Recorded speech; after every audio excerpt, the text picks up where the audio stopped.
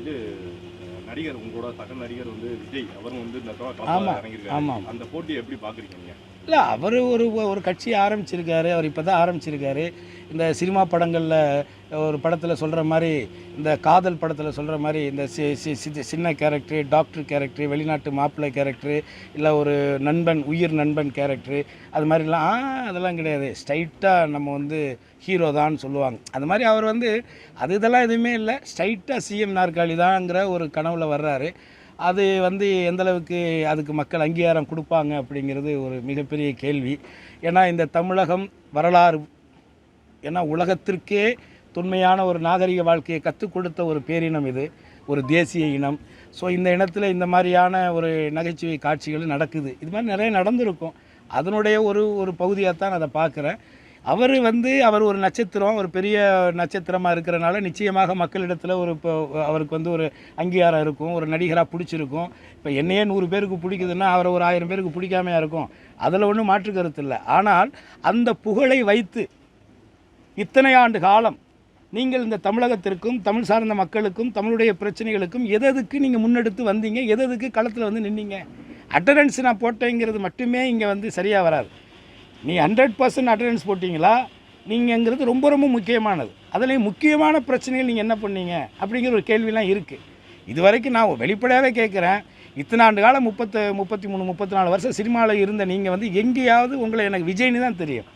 தமிழிசை மாதிரி ஹெச் ராஜா மாதிரியான ஆட்கள் தான் உங்களை வந்து மத ரீதியாக உங்களை தனிமைப்படுத்துவதற்காக ஜோசப் விஜய்னு சொல்லிகிட்டு இருந்தாங்க. ஆனால் இன்றைக்கி நீங்கள் தேர்தல்னு வந்ததுக்கு பிறகு நீங்கள் ஜோசப் விஜய்னு உங்களை அடையாளப்படுத்துகிறீங்க. அப்போ உங்களுடைய நோக்கம் என்னவாக இருக்குது? எவ்வளோ குறுகிய சிந்தனையாக இருக்குது? இத்தனை ஆண்டு காலம் மத ரீதியாக அடையாளப்படுத்தி கொள்ளாத நடிகர் விஜய் இன்றைக்கு தன்னை ஒரு கிறிஸ்துவராக அடையாளப்படுத்துவதனுடைய உள்நோக்கம் என்னங்கிற கேள்வி மக்கள் கேட்குறாங்கல்ல. அப்போ அந்த மக்களுடைய வாக்குகளை பெறுவதற்காக நீங்கள் இப்படி சொல்கிறீங்களான்னு கேட்குறாங்க மக்கள்.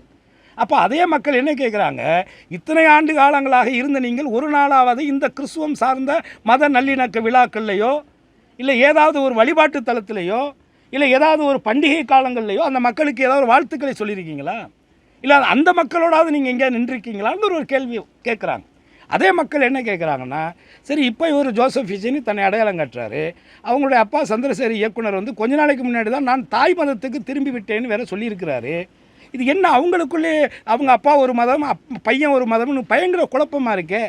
அப்போ பாஜக செய்யக்கூடிய மத அரசியலை விட மோசமான அரசியலாக இது இருக்குதே அப்படிங்கிற கேள்வியை மக்கள் கேட்குறாங்க. அந்த மக்களுக்கு நான் பதில் சொல்ல முடியாது. அவர் சார்பாக அவர் தான் பதில் சொல்லணும். அவர் தான் அதுக்கு பதில் சொல்லணும். முதல்வரும் போயிருக்காரு, அதே டயத்தில் விஜயும் போயிருக்காரு அடுத்த நாள். ஆனால் முதல்வரை காட்டிலும் விஜய்க்கு வந்து அதிகமான கூட்டம் ஏற்பட்டால் நிறையா செய்தித்தாள் எல்லாம் போட்டிருந்தாங்க. அது மட்டும் இல்லை, குளத்தூர் பிரச்சாரத்துக்கு போகும்போது ஆம்புலன்ஸ் உள்ளே விட்டாங்க, இடையூறு பண்ணாங்க. திமுக வந்து பிரச்சாரம் நடைபெறாமல் இடையூறு பண்ணாங்க. விஜய் அதனால் போயிட்டோம்னு சொல்கிறாங்க. ஒரு குற்றச்சாட்டு, கூட்டம் குறைவு கம்மி. அதை எப்படி பார்க்க? அதாவதுங்க, பலாப்பழம் வச்சிங்கன்னா ஈ மொக்கத்தான் செய்யும். பலாப்பழத்தை ரோட்டில் வச்சிங்கன்னா ஈ மொக்கத்தான் செய்யும். அதே நீங்கள் ஒரு கண்ணாடி கூண்டுக்குள்ளே வச்சிங்கன்னா ஈ வெளியில் தான் நிற்கும். புரியுதுங்களா? ஒரு நடிகர்னால் வேடிக்கை பார்க்க 4 பேர் வரத்தான் செய்வோம்.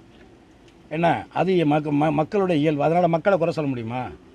இப்போ கேரளாவில் பார்த்துக்கிட்டிங்கன்னா பக்கத்து மாநிலம் கேரளாவில் ஒரு நடிகர் போவாங்க, நடிகை போவாங்க, பார்ப்பாங்க. ஹலோ ஹாய் எங்கண்ணே ஹலோ கண்டு அந்த படம் இவ்வளோதான்.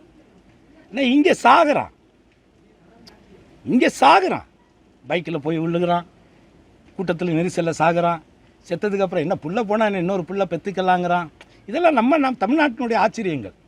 அதனால் நீங்கள் பெருசாக பண்ண தேவை. அப்போ இந்த ஆம்புலன்ஸுங்கிற காமெடி வந்து ஏற்கனவே இபிஎஸ்சி ரெகுலராக செய்கிற காமெடி தான் அது. ஏன்னா அந்த மாதிரி அவர் பண்ணிகிட்டு இருக்க காமெடி அன்றைக்கி பிரச்சாரத்துக்கு வந்துட்டு போகிற வழியில் பாவம் ஒரு சின்ன பையன், இளவயசு பையன், ஒரு 23 24 வயசு பையலை ஒரு முத்திரையர் சமூகத்தை சார்ந்த ஒரு பையலை சாகடிச்சிட்டு நிற்காமல் கூட போயிட்டாங்கன்னு சொன்னாங்க. நான் கூட ஆஸ்பத்திரிக்கு போனேன்.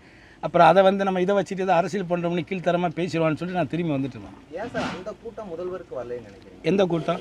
வந்த கூட்டம் அவர் சொந்த தொகுதியில் அந்த கூட்டம் வரலையே. ஏங்க இப்போ கூட்டம் ஓட்டு தாங்க வாங்கணும். கூட்டத்தை கட்டி என்ன பண்ண போகிறீங்க? இப்போ கூட்டத்தை காட்டி என்ன பண்ண போகிறீங்க? நான் தான் முதலே சொல்லிட்டேன், கரகாட்டத்துக்கு கூட கூட்டம் வருதுங்க. கரகாட்டம் இருக்குல்ல, நம்ம லோக்கலில் கரகாட்டம் ஆரம்பில்ல, அதுக்கு கூட பார்க்குறதுக்கு கூட்டம் வருது. அப்போ அந்த கரகாட்டத்தில் ஃபேமஸாக இருக்கக்கூடிய நடனம் ஆடக்கூடிய அந்த பெண்களை பார்க்க இவ்வளோ கூட்டம் வரும்போது, அதே இடத்துல நீங்கள் சொல்கிற ஒரு நடிகை நல்ல உச்சத்தில் இருக்கக்கூடிய நடிகை வந்து அதே கரகாட்டத்தை வந்து அங்கே ஆடினாங்கன்னா அதுக்கு எவ்வளோ கூட்டம் வரும்? அப்போ நீங்கள் பாரம்பரியமாக இத்தனை வருஷமாக ஆடிக்கிட்டு இருக்க இந்த நாட்டிய நடன பெண்மணியை பார்க்க வந்த கூட்டத்தை விட நடிகை வந்தவொடனே இவ்வளோ பெரிய கூட்டம் வந்துருச்சே அப்படின்னு மிகைப்பாக பேசினா இது என்ன இது? அதெல்லாம் இப்போ பிறந்தல்லைங்க. நடிகைனா பார்க்க கூட்டம் வரத்தான் செய்யும். அது ஓட்டாக மாறுதாங்கிறது தான் இங்கே முக்கியமான